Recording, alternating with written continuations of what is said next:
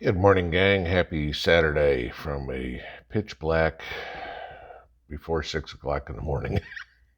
Just can't sleep. Go figure. All right. This is something that's been on my mind as a human being, as a prepper, as whatever would be. Over and over and over and over again, we all seem to be conditioned to look at the big picture.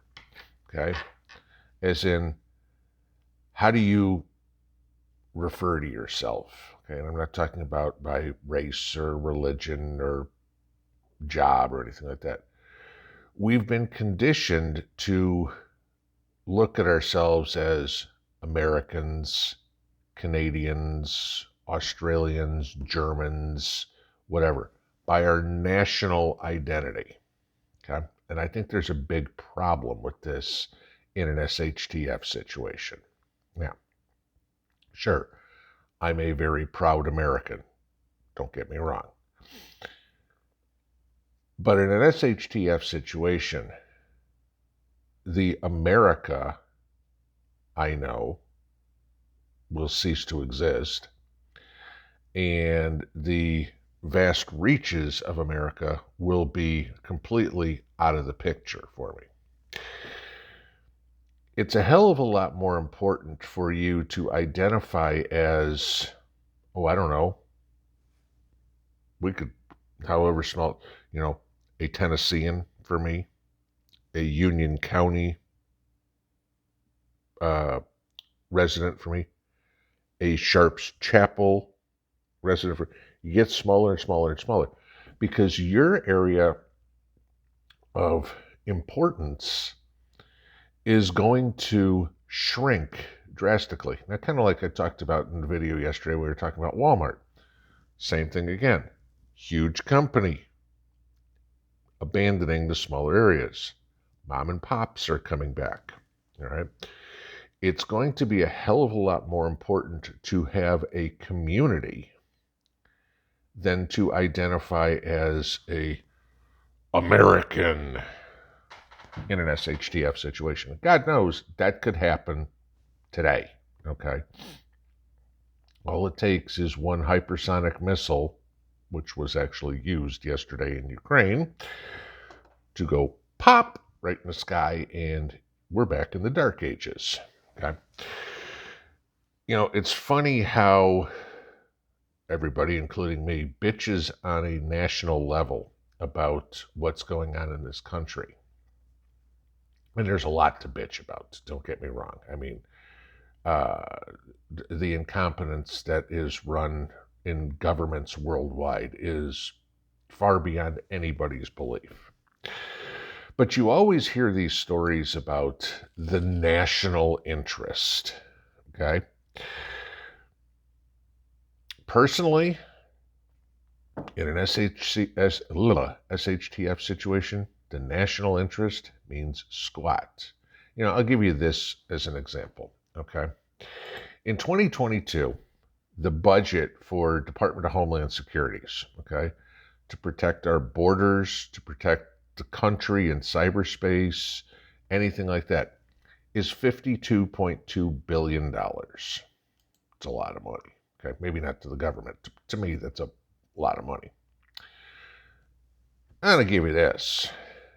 In 2022, so far, and mind you, we're in the middle of March, okay, and you've got a war going on in Ukraine that's lasted a month now. We've spent $13.6 billion giving aid to Ukraine. So we've already spent a quarter of our national defense or border protection, I guess, if you will, budget to protect a budget of a country that is not an ally, is not a NATO member, anything of the sort like that. Okay? So then you take a look at what else we spend our money on. In 2022, okay, this is what we've got budgeted, all right? $38 billion to spend in foreign aid. Okay, let's add those together, 38 and the 13. Okay. So basically, right there, what we've got budgeted to help other countries protect themselves is the equivalent of what we've budgeted our money to protect ourselves. Oh, want to know where that $38 billion goes? Let me give you the top 10. Ethiopia, Jordan, Afghanistan, South Sudan, Congo, Yemen, Nigeria, Syria, Sudan, and Somalia. How many of you could find 2 of those on a map, let alone all of them, okay? But literally, in regards to protecting the way of life, half of your tax dollars, 50% of everything that comes out of your paycheck, comparatively, goes to other countries as opposed to stays here. How is that in the national interest? You know, is Congo a big threat to the United States? Maybe. Syria is not even an ally. Syria is an enemy. Yet we send them nearly $1 billion a year in aid. Okay? Syria is allied with Russia. Wow. But we still send them money. Figure that one out. Somalia. You know, we're sending them money. Wonder why. Okay? You know, Afghanistan. Gee, let's send them over $1 billion, let alone all the other military hardware we gave. I mean, they've got what, the 4th largest military in the world now, or in the Middle East or something like that, because of everything we left there? Yay. Okay.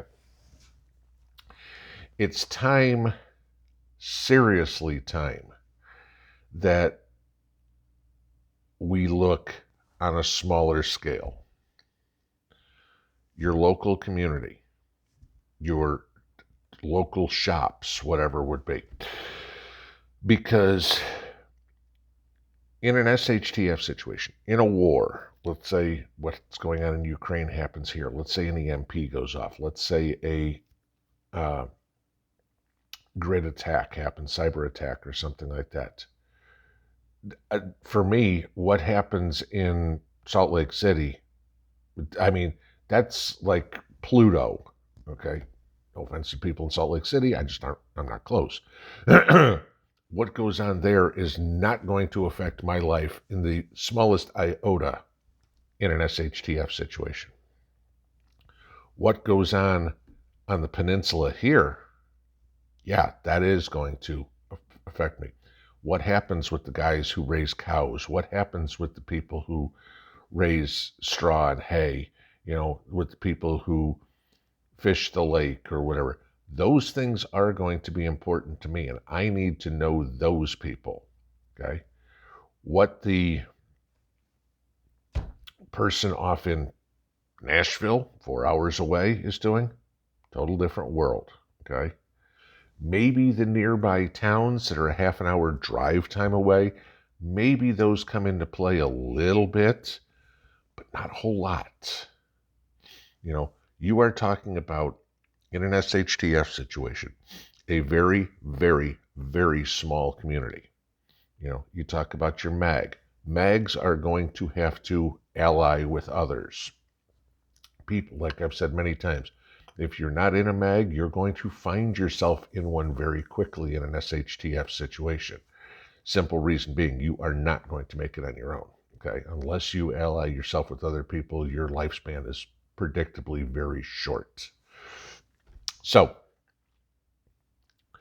focus on local community. This is where change needs to happen. This is where prepping needs to happen. Okay? Politics in Washington doesn't mean squat. It's all yada da da da da da. Okay? The politics in your local area, okay, what your city's plan is in a power outage, what your city's plan is, your town's plan is in a flood, a hurricane, a tornado, stuff like that. That's a hell of a lot more important to you. All right. Again, go back to Kentucky and the tornadoes that hit earlier this year, devastated the area. Sure, all of us saw it on TV. Some of us donated. Angry Prepper, Bear Independent, they went up there and helped.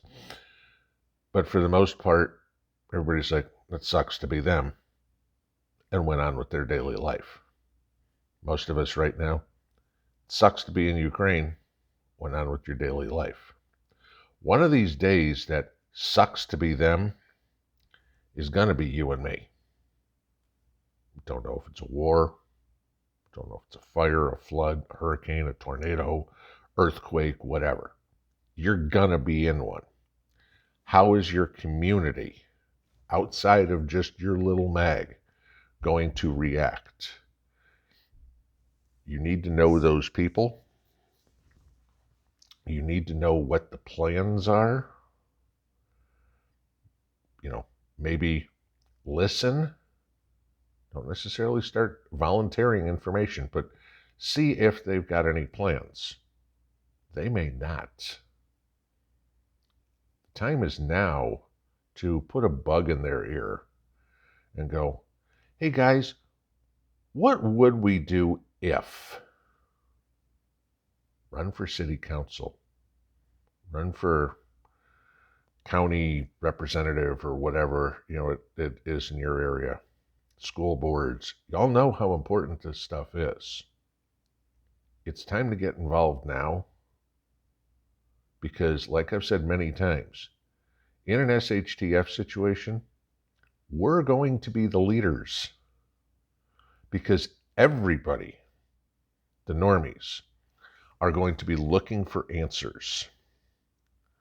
And it's not going to take long to figure out who has them because you got food in your whiskers. There's a light on in your window. There's fire out in your fire pit. There's a garden in your yard. And all of a sudden, you're going to be the leader. You need to know those people now.